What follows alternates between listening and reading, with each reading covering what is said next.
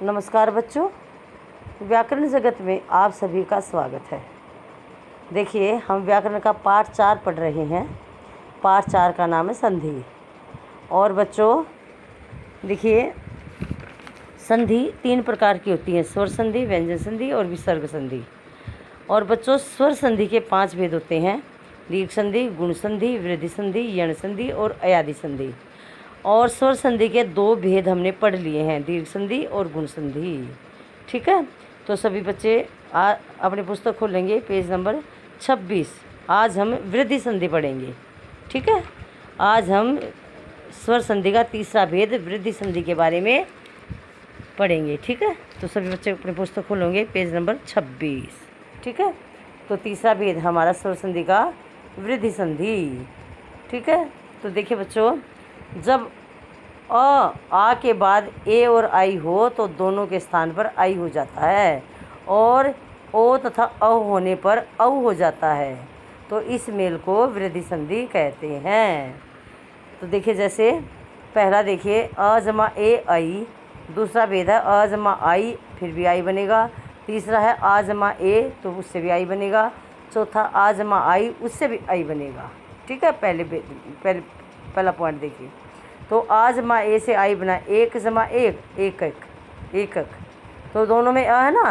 पहले शब्द में का आखिरी ध्वनि अ और दूसरे शब्द की पहली ध्वनि ए, तो एक एक बन गया। ठीक है, जैसे ही लोक जमाइशना लोकेशना। इसी प्रकार दूसरा देखिए, आ जमा आई, आ जमा आई से मत आई बनेगा, मत जमा एक कै, मत एक कै बन गया ना आई। और भाव जमा ईश्वरीय, भावेश्वरीय। ठीक है, इसी प्रकार आ जमा आई से भी ए बनेगा। सदा जमा ए, अब पहली ध्वनि में आ है, पहले शब्द में आखिरी ध्वनि आ है और दूसरे शब्द में पहली ध्वनि ए है, तो आ जमा ए से क्या बन जाएगा, आई। सदा जमा एव, सदैव। तथा जमा एव, तथैव। इसी प्रकार आ और आई के मेल से भी आई बन जाता है। सदा जमा एक कै, सदक्कै। ठीक है, महाजमा एक कै, महाजमा ईश्वरीय, महेश्वरीय। ठीक है, अब इसका दूसरा पॉइंट देखिए, अ जमा औ से भी औ बनेगा। अ जमा औ से, अ जमा ओ से औ बनेगा। अ जमा औ से भी औ बनेगा। आ जमा ओ से भी औ बनेगा। आ जमा ओ से भी औ बनेगा। अब पहला देखिए, जैसे जल जमा ओद, पहले शब्द की आखिरी ध्वनि में अ है और दूसरी में पहली ध्वनि ओ है, तो जलोद बन जाएगा। इसी प्रकार जन जमा ओद, जनोद। ठीक है, अ जमा औ से औ बनेगा। वन में क्या है, न में अ है और इसके पहली ध्वनि औ है, तो वनौष्ठ औ बने ना। अ जमा औ से मिला करके क्या विकार हुआ, औ। इस प्रकार मम जमा ओदार्य, ममोदार्य। ठीक है, इसी प्रकार आ जमा ओ से भी औ बनेगा।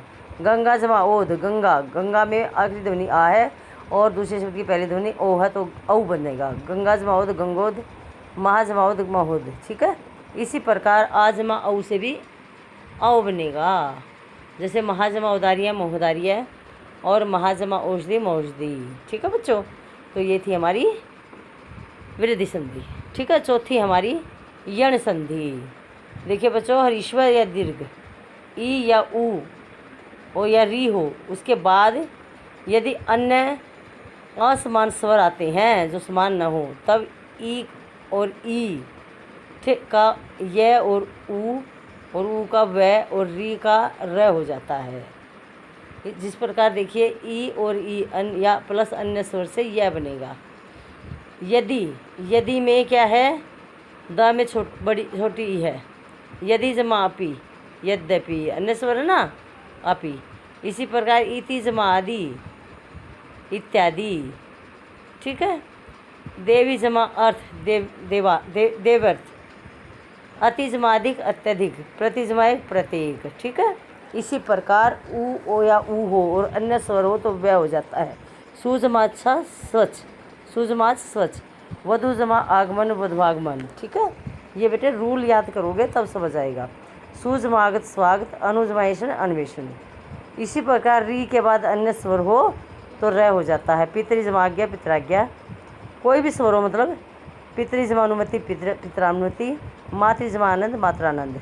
ठीक है, तो ये थी हमारी यण संधि। सॉरी, अब 5वीं अयादि संधि है। देखिए बच्चों, ए आई ओ औ स्वरों का मेल किसी दूसरे स्वर में हो तो आई का ए और ए का ए और आई का आए और ओ का आओ तथा औ का आ हो जाता है।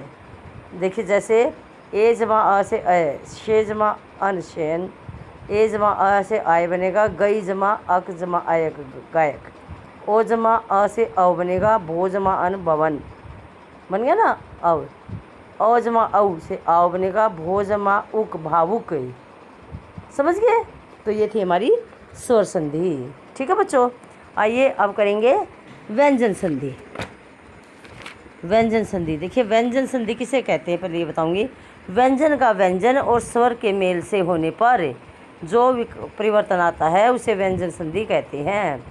व्यंजन का व्यंजन के साथ मेल हो या स्वर हो या व्यंजन का स्वर के साथ मेल हो, तो व्यंजन का व्यंजन के साथ या व्यंजन का स्वर के साथ जो भी मेल होता है, मेल होने के बाद जो भी परिवर्तन होता है, जो भी बदलाव आता है, उसे हम व्यंजन संधि कहते हैं। जैसे सत जमा चरित्र, अब सत जमा चरित्र ये व्यंजन का व्यंजन के साथ मेल होता है और च दोनों व्यंजन है तो सच्चरित्र हो जाएगा। जगत जमा नाथ, ये इसमें दोनों में क्या है, व्यंजन है जगन्नाथ। उत जमा लेख, दोनों व्यंजन है उल्लेख।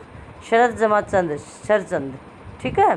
दिक जमा अंबर, दिगंबर, तो यह व्यंजन के साथ मेल होकर के ये परिवर्तन हुआ है शब्दों में, तो ये व्यंजन संधि, इसे व्यंजन संधि कहते हैं। ठीक है।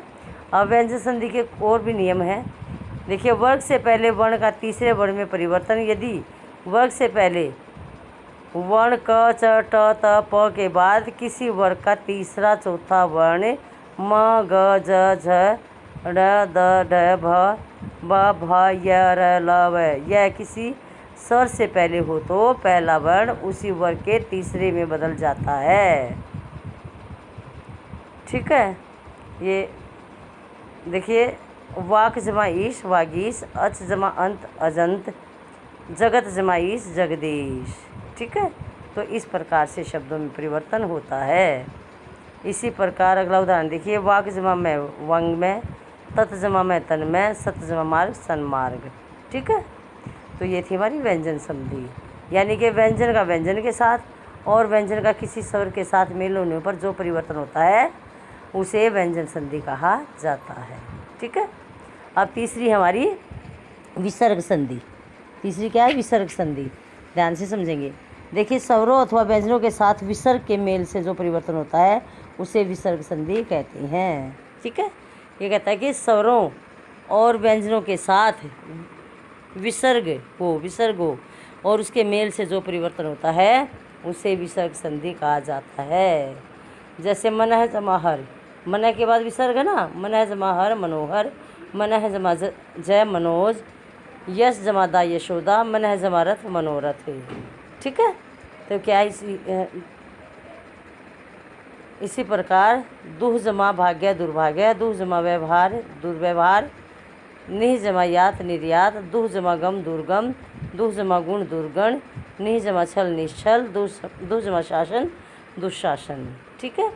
तो बच्चों देखिए, अब इसमें यही है विसर्ग संधि में कि स्वर या व्यंजन हो, स्वर के साथ या व्यंजन के साथ विसर्ग हो और विसर्ग के मेल से जो भी परिवर्तन होता, बदलाव आता है, उसे विसर्ग संधि कहते हैं। जैसे मनः जमा विनोद, विसर्ग के साथ क्या है ये स्वर, विनोद। ठीक है। तो मनोविनोद बन गया। ठीक है। मनः जमा रंजन, मनोरंजन। ठीक है। तो बच्चों, इसे हम विसर्ग संधि कहेंगे, यानी कि इसमें विसर्ग का जरूर प्रयोग होगा। ठीक है। स्वर हो चाहे व्यंजन हो, उनके साथ विसर्ग जरूर होगा और उनके मिलने से जो बदलाव आता है वही विसर्ग संधि कही जाती है। ठीक है। तो बच्चों, ये थी हमारी विसर्ग संधि। ठीक है। और सभी बच्चे इस चैप्टर को एक बार ज़रूर पढ़ेंगे, पढ़ने से और भी अच्छा समझ में आएगा। ठीक है। और कल हम इसकी एक्सरसाइज करेंगे।